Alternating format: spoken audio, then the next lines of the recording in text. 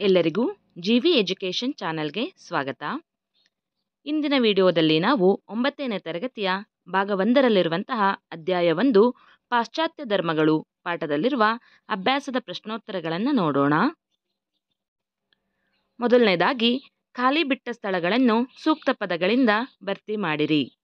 First question, ಯಹೂದಿ ಧರ್ಮದ ಮೂಲ ಪುರುಷ ಡ್ಯಾಶ್. ಉತ್ತರ ಮೋಸೆಸ್.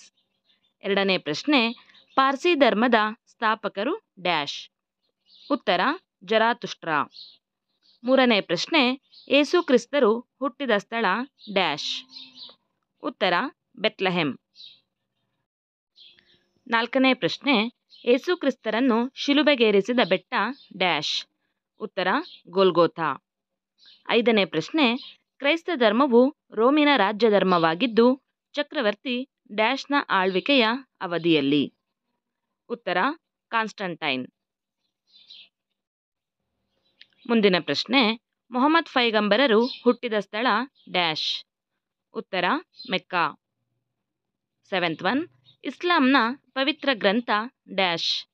ಉತ್ತರ ಕುರಾನ್. 8ನೇ ಪ್ರಶ್ನೆ, ಮೊಹಮ್ಮದ್ ಪೈಗಂಬರರ ಉತ್ತರಾಧಿಕಾರಿಗಳನ್ನು ಡ್ಯಾಶ್ ಎನ್ನುವರು. ಉತ್ತರ ಖಲೀಫರು. ನೆಕ್ಸ್ಟ್ ಒನ್, ಈ ಕೆಳಗಿನ ಪ್ರಶ್ನೆಗಳಿಗೆ ಗುಂಪಿನಲ್ಲಿ ಮಿತ್ರರೊಂದಿಗೆ ಚರ್ಚಿಸಿ ಉತ್ತರ ಬರೆಯಿರಿ. ಮೊದಲನೇ ಪ್ರಶ್ನೆ, ಯಹೂದಿ ಧರ್ಮದ 10 ಕಟ್ಟಳೆಗಳನ್ನು ಪಟ್ಟಿ ಮಾಡಿ. ಉತ್ತರ, ಯಾವೇ ಹೊರತಾಗಿ ಬೇರೆ ದೇವರಿಲ್ಲ, ಮೂರ್ತಿ ಪೂಜೆ ಸಲ್ಲದು, ದೇವರ ಹೆಸರಿಗೆ ಕಳಂಕ ತರಬಾರದು, ಸಬ್ಬತ್ ದಿನವನ್ನು ಪವಿತ್ರವೆಂದು ಕಾಣುವುದು, ತಂದೆ ತಾಯಿಯರನ್ನು ಗೌರವಿಸಬೇಕು, ವ್ಯಭಿಚಾರ ಸಲ್ಲದು, ಕಳ್ಳತನ ಮಾಡಬಾರದು, ಕೊಲೆ ಮಾಡಬಾರದು, ಸುಳ್ಳು ಹೇಳಬಾರದು ಮತ್ತು ಅಸೂಯೆ ಪಡಬಾರದು. ಮುಂದಿನ ಪ್ರಶ್ನೆ, ಪಾರ್ಸಿ ಧರ್ಮವು ವೈದಿಕ ಆಚರಣೆಗಳಿಗೆ ಹತ್ತಿರವಾಗಿದೆ, ಸಮರ್ಥಿಸಿ. ಉತ್ತರ, ಪಾರ್ಸಿ ಧರ್ಮದಲ್ಲಿ ದೈವ, ಉಪವಾಸ, ಬ್ರಹ್ಮಚರ್ಯ ಮತ್ತು ನೈರ್ಮಲ್ಯತೆ ಇವರ ಆಚರಣೆಗಳಾಗಿವೆ ಮತ್ತು ಇವರು ಸೂರ್ಯೋಪಾಸನೆಯಲ್ಲಿ ನಂಬಿಕೆಯುಳ್ಳವರಾಗಿದ್ದರು ಹಾಗೂ ಇವರ ಧರ್ಮಗ್ರಂಥವಾದ ಅವೆಸ್ತಾದಲ್ಲಿ ಬರುವ ಪದ್ಯ ಅಥವಾ ಶ್ಲೋಕ ರೂಪದ ಸಾಹಿತ್ಯವನ್ನು ಗಾಥಾ ಎನ್ನುತ್ತಾರೆ. ಹಾಗೆಯೇ ಪೂಜೆ ಆಚರಣೆಗಳಿಗೆ ಸಂಬಂಧಿಸಿದ ಭಾಗವನ್ನು ಯಶ್ನ ಎನ್ನುತ್ತಾರೆ. ಇವೆಲ್ಲವೂ ಸಂಸ್ಕೃತ ಮೂಲದ ಪದಗಳು. ಆದ್ದರಿಂದ ಪಾರ್ಸಿ ಧರ್ಮವು ವೈದಿಕ ಆಚರಣೆಗಳಿಗೆ ಹತ್ತಿರವಾಗಿದೆ ಎಂದು ಹೇಳಬಹುದು. ನೆಕ್ಸ್ಟ್ ಕ್ವಶನ್, ಯೇಸು ಕ್ರಿಸ್ತರ ಜೀವನವನ್ನು ಕುರಿತು ಬರೆಯಿರಿ. ಉತ್ತರ, ಯೇಸು ಬೆತ್ಲೆಹೆಮ್ ನಗರದಲ್ಲಿ ಜೋಸೆಫ್ ಮತ್ತು ಮೇರಿ ಎಂಬ ದಂಪತಿಗಳ ಪುತ್ರರಾಗಿ ಜನಿಸಿದರು. ಇವರು ಅರಾಮಿಕ್ ಮತ್ತು ಸೆಮಿಟಿಕ್ ಭಾಷೆಗಳನ್ನು ಬಲ್ಲವರಾಗಿದ್ದರು. ಯೇಸು ತಮ್ಮ 30ನೇ ವಯಸ್ಸಿನಲ್ಲಿ ದೀಕ್ಷೆಯನ್ನು ಪಡೆದರು. ಯೇಸು ಕ್ರಿಸ್ತರು ಇಸ್ರೇಲ್ ದೇಶದಲ್ಲೆಲ್ಲ ಸಂಚರಿಸುತ್ತಾ ಮತಪ್ರಚಾರ ಹಾಗೂ ಬೋಧನೆಯಲ್ಲಿ ತೊಡಗಿದರು. ಕಾಲಾನಂತರದಲ್ಲಿ ಯಹೂದಿಗಳು ಯೇಸು ಕ್ರಿಸ್ತರನ್ನು ತಮ್ಮ ಧಾರ್ಮಿಕ ಮುಖಂಡನನ್ನಾಗಿ ಸ್ವೀಕರಿಸಿದರು. ಯಹೂದಿಗಳ ಸಂಪ್ರದಾಯ ವರ್ಗ ಅವರನ್ನು ವಿರೋಧಿಸಲು ಆರಂಭಿಸಿತು. ಆದ್ದರಿಂದ ಯೇಸು ಕ್ರಿಸ್ತರು ಜೆರುಸಲೆಂಗೆ ಭೇಟಿ ನೀಡಿದಾಗ ಯಹೂದಿಗಳು ಅವರನ್ನು ರೋಮ್ನ ರಾಜ್ಯಪಾಲನ ವಶಕ್ಕೆ ಒಪ್ಪಿಸಿದರು. ರಾಜ್ಯಪಾಲನು ಯೇಸು ಕ್ರಿಸ್ತರನ್ನು ಶಿಲುಬೆಗೇರಿಸುವ ಮರಣದಂಡನೆ ಶಿಕ್ಷೆಯನ್ನು ವಿಧಿಸಿದನು.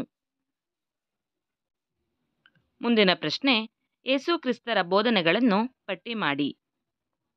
ಉತ್ತರ, ಯೇಸು ಕ್ರಿಸ್ತರ ಬೋಧನೆಗಳು: ದೇವರು ಒಬ್ಬನೇ, ದಯಾಮಯನಾದ ದೇವರು ಸರ್ವ ಜೀವರಾಶಿಗಳ ತಂದೆ, ಪ್ರತಿಯೊಬ್ಬರಲ್ಲಿ ಸಹೋದರತ್ವ ಭಾವನೆ ಇರಬೇಕು, ನಾವು ಕಷ್ಟದಲ್ಲಿರುವವರನ್ನು ಪ್ರೀತಿಸಿದರೆ ದೇವರನ್ನು ಪ್ರೀತಿಸಿದಂತೆ, ಪರರಿಂದ ಯಾವುದನ್ನೂ ಬಯಸದೆ ನಾವು ಅವರ ಸೇವೆಯನ್ನು ಮಾಡಬೇಕು, ಮಾನವನ ಸೇವೆಯು ದೇವರ ಸೇವೆಗೆ ಸಮಾನವಾದುದು, ಮಾನವನು ತನ್ನ ತಪ್ಪಿಗೆ ಪಶ್ಚಾತ್ತಾಪ ಪಟ್ಟರೆ ಅದಕ್ಕೆ ದೇವರಿಂದ ಕ್ಷಮಾಪಣೆ ಇದೆ, ನಿನ್ನ ಶತ್ರುವನ್ನು ನೀನು ಪ್ರೀತಿಸು, ನಿನಗೆ ಕೆಟ್ಟದ್ದನ್ನು ಬಯಸುವವರಿಗೆ ನೀನು ಒಳ್ಳೆಯದನ್ನು ಬಯಸು.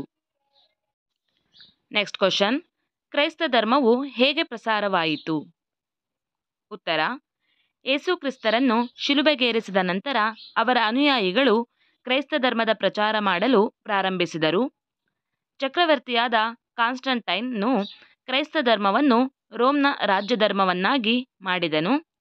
ನಂತರ ಈ ಧರ್ಮ ಯುರೋಪಿನಾದ್ಯಂತ ಹರಡಿತು. ನೆಕ್ಸ್ಟ್ ಕ್ವಶನ್, ಮೊಹಮ್ಮದ್ ಪೈಗಂಬರರ ಜೀವನವನ್ನು ತಿಳಿಸಿರಿ. ಉತ್ತರ: ಮೊಹಮ್ಮದ್ ಪೈಗಂಬರ್ 570ರಲ್ಲಿ ಮೆಕ್ಕಾದಲ್ಲಿ ಜನಿಸಿದರು. ಇವರ ತಂದೆ ಅಬ್ದುಲ್ಲಾ ಹಾಗೂ ತಾಯಿ ಅಮೀನಾ. ಇವರ ತಂದೆ ತಾಯಿಯ ಮರಣದ ನಂತರ ಚಿಕ್ಕಪ್ಪನ ಆರೈಕೆಯಲ್ಲಿ ಬೆಳೆದರು.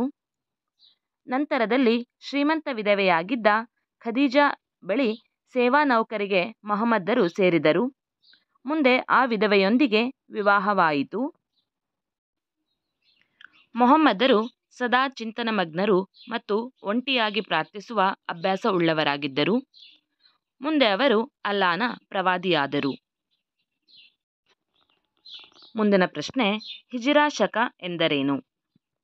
ಉತ್ತರ: ಮೆಕ್ಕಾದ ಸಾಂಪ್ರದಾಯಿಕ ವರ್ಗ ಮೊಹಮ್ಮದ್ ಪೈಗಂಬರರನ್ನು ವಿರೋಧಿಸಲು ಆರಂಭಿಸಿತು. ಈ ಕಾರಣದಿಂದ ಪೈಗಂಬರರಿಗೆ ಮೆಕ್ಕಾದಲ್ಲಿ ಬೋಧಿಸಲು ಸಾಧ್ಯವಾಗಲಿಲ್ಲ. 622ರಲ್ಲಿ ಮೆಕ್ಕಾದಿಂದ ಮದೀನಾದ ಕಡೆ ಪಯಣಿಸಿದರು. ಇದನ್ನು ಹಿಜಿರಾ ಶಕ ಎನ್ನುವರು. ನೆಕ್ಸ್ಟ್ ಕ್ವಶನ್, ಇಸ್ಲಾಂ ಧರ್ಮದ ಆಚರಣೆಗಳು ಯಾವುವು? ಉತ್ತರ: ಇಸ್ಲಾಂ ಧರ್ಮದ 5 ಪ್ರಮುಖ ಆಚರಣೆಗಳು. ಫಸ್ಟ್ ಒನ್, ಕಲೀಮಾ, ಅಲ್ಲಾಹನಲ್ಲಿ ಮಾತ್ರ ನಂಬಿಕೆ, ಮೊಹಮ್ಮದರು ಅವರ ಪ್ರವಾದಿಗಳು. ಎರಡನೇದು, ನಮಾಜ್, ಪ್ರತಿದಿನ 5 ಬಾರಿ ಅಲ್ಲಾಹನಿಗೆ ಪ್ರಾರ್ಥನೆ ಸಲ್ಲಿಸಬೇಕು. ರೋಜಾ, ರಂಜಾನ್ ತಿಂಗಳಲ್ಲಿ ಉಪವಾಸ. ಜಕಾತ್, ಆದಾಯದಲ್ಲಿ ನಿಗದಿಪಡಿಸಿದ ಭಾಗವನ್ನು ಬಡವರಿಗೆ ದಾನ ನೀಡಬೇಕು. ಹಜ್, ಜೀವನದಲ್ಲಿ 1 ಬಾರಿ ಮೆಕ್ಕಾ ಯಾತ್ರೆ ಕೈಗೊಳ್ಳಬೇಕು. ಇದಿಷ್ಟು 9ನೇ ತರಗತಿಯ ಭಾಗ 1ರಲ್ಲಿರುವಂತಹ ಅಧ್ಯಾಯ 1 ಪಾಶ್ಚಾತ್ಯ ಧರ್ಮಗಳು ಪಾಠದಲ್ಲಿರುವ ಅಭ್ಯಾಸದ ಪ್ರಶ್ನೋತ್ತರಗಳಾಗಿವೆ. ಈ ವಿಡಿಯೋ ನಿಮಗೆ ಇಷ್ಟವಾದಲ್ಲಿ ಲೈಕ್ ಮಾಡಿ, ಶೇರ್ ಮಾಡಿ ಮತ್ತು ಇದೇ ತರಹದ ವಿಡಿಯೋಗಳಿಗಾಗಿ ನಮ್ಮ ಚಾನಲನ್ನು ಸಬ್ಸ್ಕ್ರೈಬ್ ಮಾಡಿಕೊಳ್ಳಿ. ಧನ್ಯವಾದಗಳು.